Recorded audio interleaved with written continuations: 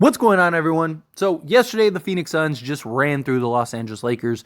The Lakers had won the previous three matchups, but this time, Phoenix Suns locked and loaded with their big three, gave it to the Lakers. And look, I love Austin Reaves. If the Lakers were in like an influx season or in a rebuild season or something like that, I would tell you, keep Austin Reaves. But the Lakers aren't. The Lakers are in win now mode. And the Lakers need to do whatever it takes to go and get themselves in a better position to win now. Because the Lakers just aren't it currently. And Austin Reaves, for whatever reason, the Lakers have this like insane price tag on Austin Reaves. The Lakers view him as basically untouchable. I don't believe any player should be untouchable, right? Again, if the right situation is called for, then you make the move, right? Like Austin Reaves right now. If you could trade him for Giannis, like you would do it, right? So he's not untouchable, but the Lakers have this like insane price tag on him. Now, how much of that is just leverage and negotiation tactics, right? If you're just like, yeah, we're open to trading Austin Reaves, well, then now teams are like, hey, well, we'll offer you this. But if it's this, people want what they can't have, right? So if you keep this persona up of like, no, we're not trading Austin Reaves on any cost, well, then you get people enticed. And it's like, well, what about this? What about that? Right? And again, I want to be clear. I love Austin Reaves. But he is a liability at this point. He is not it for the Lakers. If you watched that Suns game, every second that Austin Reaves was on that court, the Phoenix Suns targeted him and just hunted him down and went at him. And he hasn't been good enough this year to warrant him being the liability that he is on the defensive side of things. Austin Reaves has been atrocious on the defensive side. And teams are literally tracking him down and just getting easy buckets. And Austin Reaves is basically helpless out there. And he's not having a big enough impact to justify that. This season, he is averaging 15 points, 4 rebounds, 5.2 assists, 48% from the field. If you saw that on the surface, you might think like, hey, Austin Reaves is having a good year. Austin Reaves is having a good game, right? Austin Reaves is, he's not bad, right? 15, 5, and 5. But then if you look and you're like, oh, he's like 3 points worse than like just league average this year. And the Lakers are a -7 on the season with him. The Lakers are 7 points better when Austin Reaves is off the floor. That's not good. And again, Austin Reaves isn't having the impact. Austin Reaves is averaging 30 minutes per game. Again, shooting 48% from the field. He is shooting 30, will be nice and round up, and he's only shooting 34%. He's shooting 33.7% from three, if you want to be exact. What do you do? Right? Careless turnovers. He's averaging 5.2 assists, and he's averaging 2.2 turnovers. So, not fantastic, but he's not having the impact. And he's too slow, right? And the Lakers just don't have enough to offset it, right? Like, if Austin Reaves was able to be the sixth man, you had this like stellar team and he was just this other guy, like, then fine, right? Problem is you're not. And the only way you're going to probably be able to build that team that you need to go and contend is to trade Austin Reaves, right? There are reports that have came out that the Lakers could go get DeJounte Murray right now. And the Atlanta Hawks may even be willing to give up more than DeJounte Murray just to land Austin Reaves. And the Lakers, based on the reports, are like, nah, we're good. We don't want to trade Austin Reaves. Again, could that just be a negotiation tactic? Possibly. But if that's true, that's crazy to me. And I'm not even big on DeJounte Murray. I'm not. DeJounte Murray, I have real concerns about fit. right? His biggest problem is he can't play off the ball. It's his biggest struggle with Atlanta. And he's going to be playing alongside LeBron James. So is he going to get the opportunity to play on the ball? Defensively, he hasn't looked good, but he was an all-defensive team. Regardless, even through, and I could keep going. The list goes on, and I have expressed enough how I feel about DeJounte Murray and, my concerns with him. But there's no doubt DeJounte Murray is a better player than Austin Reaves. Again, I love Austin Reaves, but let's not overvalue him. And I've been super hype on Reaves. I have pumped him up. I have basically said this dude has, 25-5 potential, maybe even 25-5 potential, which isn't out of the realm of possibility. I mean, he's averaging 15-5 on 10 attempts per game. If he gets up to 15 attempts, if his 3-point shot fell, if he was shooting what he shot from 3 last year, he would be over 20 points a game. Problem is he's not. And my other big concern is that if the Lakers keep Austin Reaves, the one thing he has been good at this year completely goes away. If the Lakers trade for DeJounte Murray and they don't trade Austin Reaves, or they trade for Zach LaVine and they don't trade Austin Reaves, or whomever, if they go get that third guy, Austin Reaves becomes completely neutralized.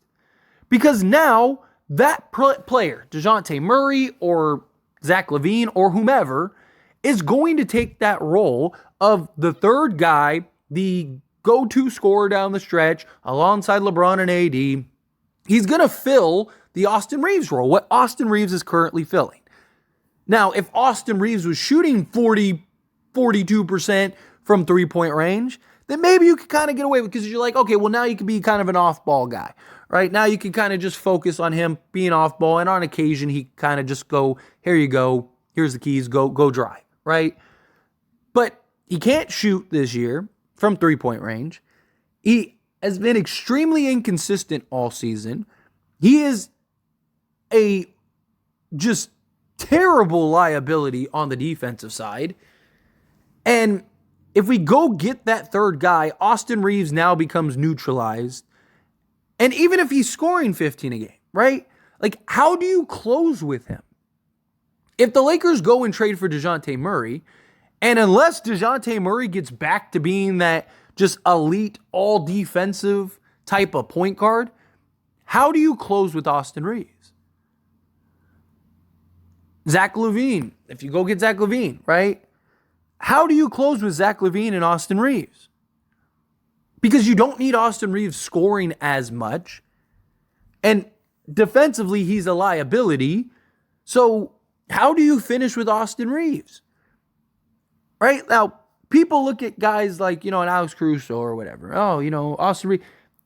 The difference is that Alex Caruso was an elite defensive guy. I would trade Austin Reaves for Alex Caruso right now. Because Austin Reaves can do a lot of the same stuff, play off ball, all that stuff, high IQ guy. But he can also defend the best player on the other team. And he's shooting, 40? He's shooting something insane, like 44% from 3 or something like that. And especially if you were to go and trade for a DeJounte Murray or you were to trade for a Zach LaVine. Because then you could play and start and close with Alex Caruso. I don't know if you can with Austin Reaves. The only reason you kind of have to right now is because you don't really have any other major options. It's not like anyone else is standing out enough to where it's like, okay, that's the guy. I mean, D'Lo, you can make an argument would be better at this down this stretch, but he's kind of the odd man out, right? So I don't know what the answer is for Austin Reaves other than you got to trade him. Can you keep him? Sure. But are you going to be able to get enough to turn the season around and contend for an NBA championship?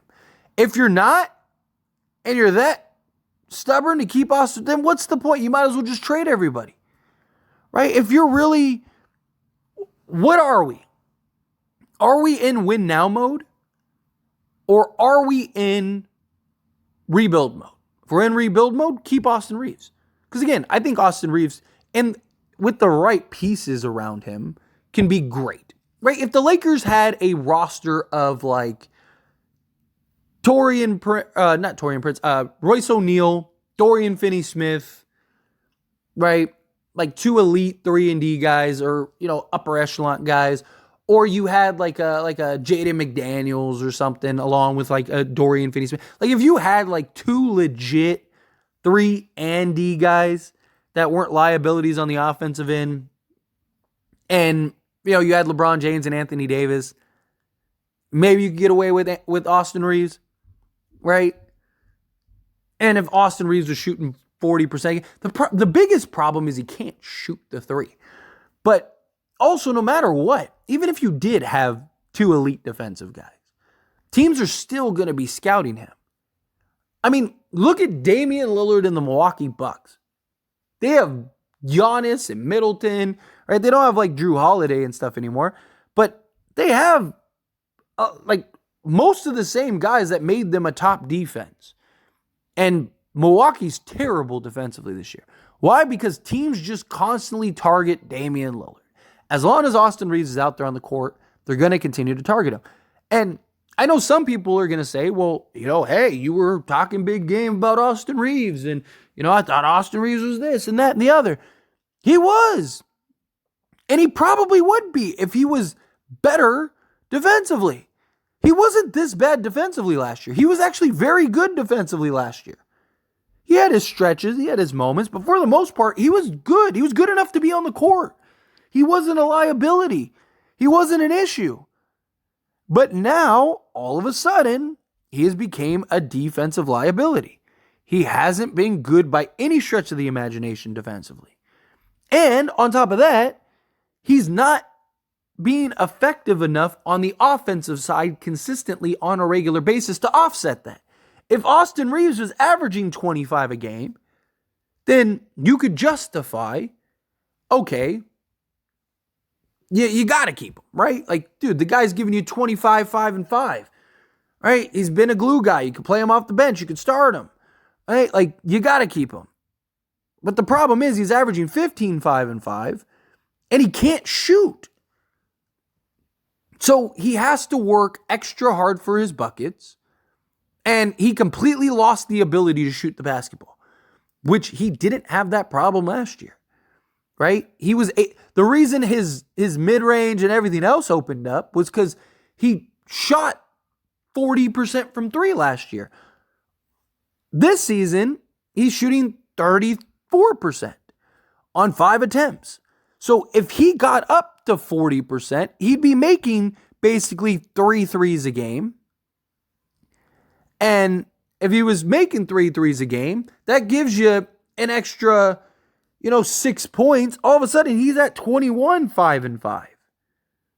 Now it's a little more easier to stomach, right? Now he's at least a net negative, or not a net negative. At least he's a neutral, right? Instead of a -7, he's at least neutral. So at least you're breaking even with Austin Reaves, right?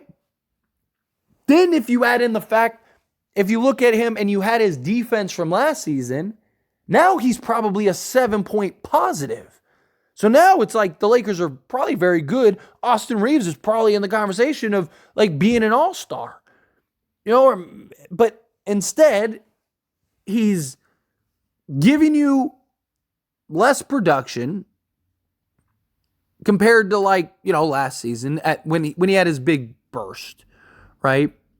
But he's worse defensively. So he's not performing on both sides of the basketball the way he did. Look at it like this. Last season, he took 7.7 attempts per game average, and he averaged 13 points per game. He averaged 13, 4, and 4 on 7.7 attempts. This season, he is taking 11 attempts per game. So 3 more, right? We'll be kind. 3 more attempts this season, and he's averaging 2 more points. He's averaging 15 points. Now his assists have gone up and his rebounding have gone up, right? Now he's a 15, 5, and 5 guy as opposed to a 13, 4, and 4 guy. But he's shooting 3 more attempts per game. And last season, he shot 52.9% from the field, where this season, he's shooting 47.8%. So he's shooting literally 5% worse. And what does it boil down to? His three-point attempt. He took 3.5 attempts last season. He's taking 4.5 this season. So he's taking one more attempt. But he's shooting 5% worse, 6% worse, right? And you look at his 2-point attempts. Last season, he was 63.1%. This season, 58.2%. He took 4.3 attempts, taking 6.3 attempts this year. So he's taking 2 more 2-point attempts, but he's shooting 5% worse in that regard. And he's taking 1 more 3-point attempt and shooting 6% worse in that regard. That's the disparity. So he's worse defensively. He's less efficient. He's a liability. But anyway, as always, this is a discussion, so I pass the question on to you. Let me know your thoughts and opinions down in the comments below. Agree with me? Disagree with me? Do you think, trade Austin Reaves? Again, I'm not saying you just trade Reaves just to trade Reaves. I'm not saying you trade Reaves for Sadiq Bey or something like that. But if Austin Reaves is the thing holding up you getting a DeJounte Murray or a Zach LaVine or something like that, go get those guys. You got to. Go get those guys. But again, however you feel, whatever your thoughts are, I'd love to hear it. So let me know down in the comments below. That being said, if you haven't liked this video, hit that like button. Helps me out a lot. Lets me enjoy these types of videos, and I truly appreciate it. Now subscribe to the channel. Hit that subscribe button. Turn on the bell notifications. Appreciate y'all. See you in the next one.